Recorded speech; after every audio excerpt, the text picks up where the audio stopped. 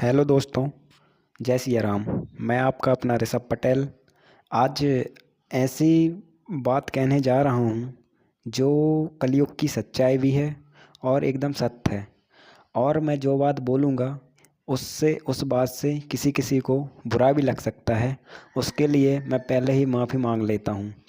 तो आप सुनिए कि वो सच्चाई और वो घटना जो कलयुग की है वो यह है कि मेरी जो गौ माता मतलब हम सब की जो गाय माता हैं वो आज घरों में नहीं बांधी जा रही हैं। वो सड़कों पर त्राही त्राही फिर रही हैं। ना उनको खाने के लिए कुछ भी है ना पीने के लिए है। और जैसे किसी किसी के घर में गाय पलती भी है तो वो जब तक पालता है जब तक कि वो दूध घी या उसके मतलब काम की होती है वो गाय। वरना जब उसका काम निकल जाता है दूध देना बंद कर देती है गाय तो उसको वह सड़कों पे छोड़ देता है। तो मैं ऐसे लोगों से निवेदन करता हूँ कि वो आप ऐसा ना करें, ऐसा कुछ भी ना करें, क्योंकि गाय हमारी माता है। और पहले जब श्री कृष्ण का ज़माना था, जब श्री कृष्ण भगवान धरती पर जन्म लिया था, तब हर घर में गाय पाली जाती थी और गाय को अपनी माता माना जाता था। और गाय की पूजा सर्वश्रेष्ठ पूजा मानी जाती है, क्योंकि गाय में करोड़ों देवताओं का निवास होता है।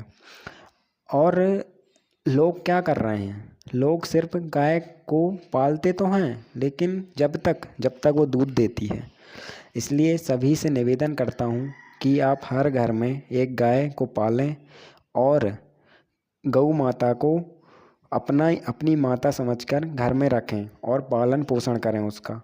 और गाय को घर में रखने के लिए एक फ़ायदा नहीं है, हजारों फ़ायदे हैं।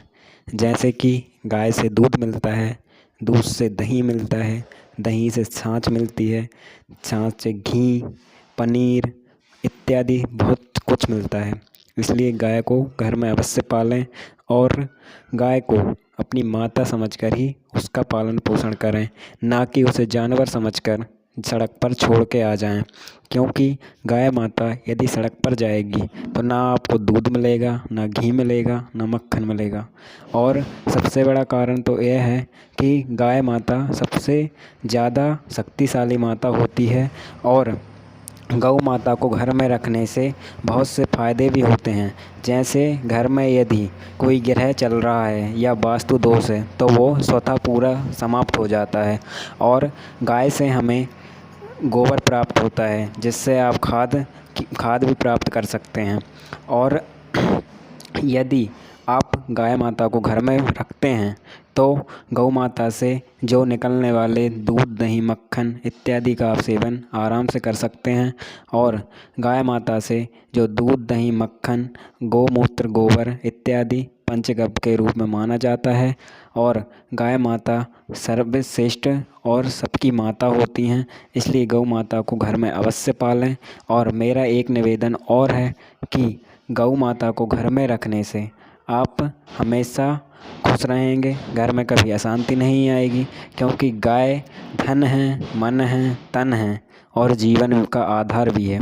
गौ माता से जो सुख की प्राप्ति होती है, गौ माता से बहुत कुछ प्राप्त होता है। गौ माता के घर में रहने से अशांति नहीं आती है। गौ माता एक ऐसी माता है जो आपका हमेशा भला सोचती है। और गाय से होने वाले कई सारे फ़ायदे भी हैं। जैसे गाय हमेशा आपका अच्छा ही सोचेगी। आप गाय को पानी पिलाएंगे तो आपका घर खुशियों से भरा रहेगा, उसको भोजन कराएंगे तो आपके घर में कभी अशांति नहीं आएगी। गाय सबकी माता होती है।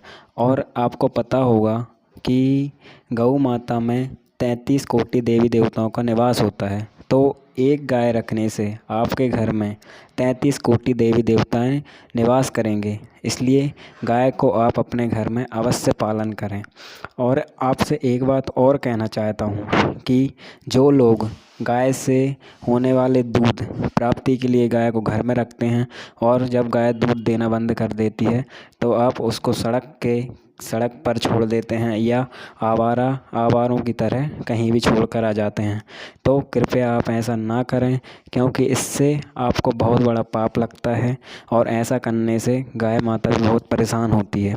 इसलिए आप गौ माता को यदि घर में पालते हैं तो उसका पालन पोषण हमेशा करें, क्योंकि गाय से होने वाले फ़ायदे हज़ारों हैं, जो मैं एक वीडियो में तो नहीं बता सकता, बाकी आप खुद समझ सकते हैं। क्योंकि जिस माता में 33 कोटि देवी देवता निवास करते हैं तो उसमें कितनी शक्ति होगी, समझ रहे हैं ना आप लोग।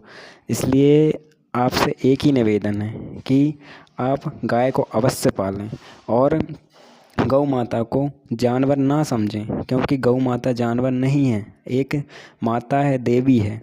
क्योंकि आप अपनों को कभी अलग नहीं कर सकते, इसलिए गाय को भी अपना समझकर ही इस दुनिया में आप उसका पालन पोषण करें।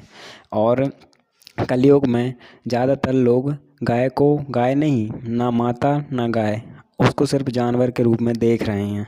तो ऐसा बिल्कुल ना करें, क्योंकि ऐसा करने से आप पाप के भागी होंगे।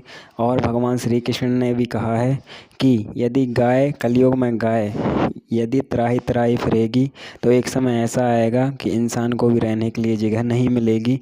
इसलिए आप इस पाप से बचें और जो पाप करते हैं उनको भी रोकें और जागरूक हों और जागरूकता फैलाएं कि आप ऐसा ना करें, ये गलत है। और जागरूकता में इतनी शक्ति है और जागरूक करना ही सबसे बड़ी बात होती है। इसलिए आज के लिए बस इतना ही। और आपसे एक निवेदन भी है कि आप मेरे चैनल को सब्सक्राइब करें, कमेंट करें और एक प्यारा सा लाइक दें। आज के लिए बस इतना ही। जय सिया राम, राधे राधे, जय गौ माता, जय माता दी, जय जय गौ माता।